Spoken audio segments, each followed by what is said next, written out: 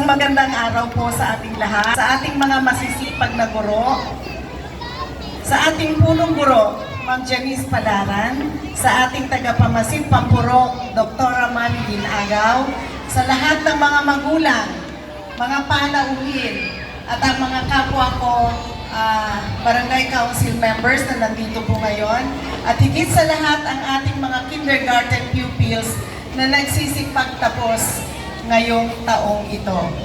Ngayong araw, hindi lang tayo nagdiriwang ng pagtatapos, because we are celebrating the first big step ng ating mga batang mag-aaral sa kanilang educational journey.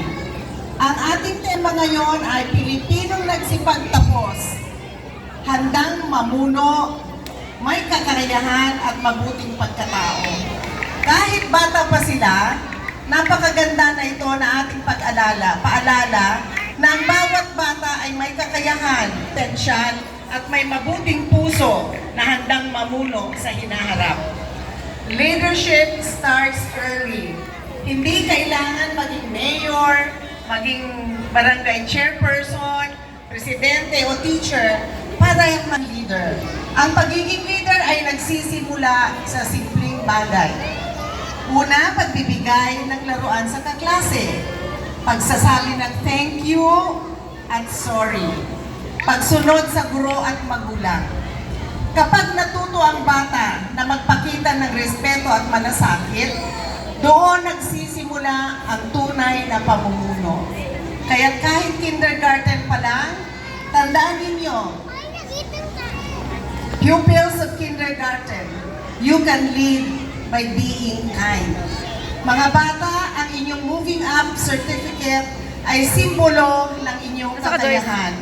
Ibig sabihin, natuto na kayo ng mga letra, numero, kanta at laro. Pero higit pa sa academic, pinapakita nito na kaya ninyong mag-adjust, mag-cooperate, at magpakita ng creativity. Ang kakayahan ninyo ay parang binhi. Kapag inalagaan ng mga magulang at guro, ito ay tutubo at magiging puno ng kalaman at talento. Kaya't huwag kayong matakot mangarap mga bata. Kahit maliit pa kayo, malaki ang inyong kakayahan. Sa murang edad, natuto na kayong maging mabuting tao. Ang simpleng po at opo, ang pagbati ng good morning, good afternoon, good evening, at ang pagbahagi ng crayon sa inyong mga kaklase ay mga senyales ng mabuting pagkatao. Sa hinaharap, ang talino ay magdadala sa inyo ng tagumpay, pero ang kabutihan ng puso ang magdadala sa inyo ng tunay na kaligayahan. Tandaan ninyo that smart minds build success, but kind hearts build a better world. Sa ating mga magulang, salamat sa inyong sakripisyo at pagmamahal. Kayo ang unang guro ng mga batang ito. Ang bawat paggabay ninyo ay pundasyon ng kanilang kinabukasan. Sa ating mga guro, ating mga idol, kayo ang ilaw ng paaralan. Ang inyong tiyaga at malasakit ay hindi matutumbasan.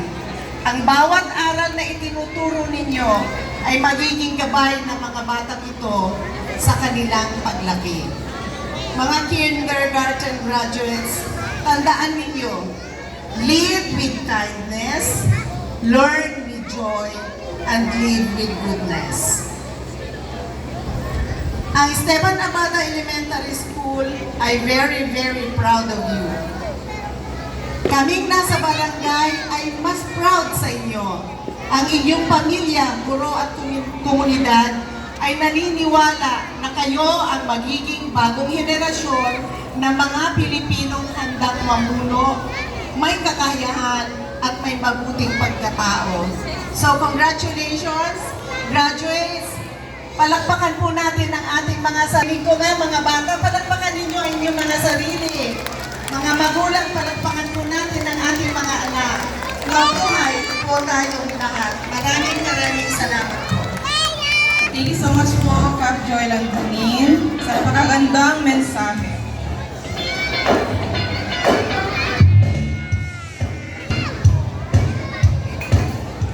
Tunay ngang ang ating mga batang nagsipagtapos ay mas pinatibay ng mga mensahe o mga salitang ating narinig ngayon.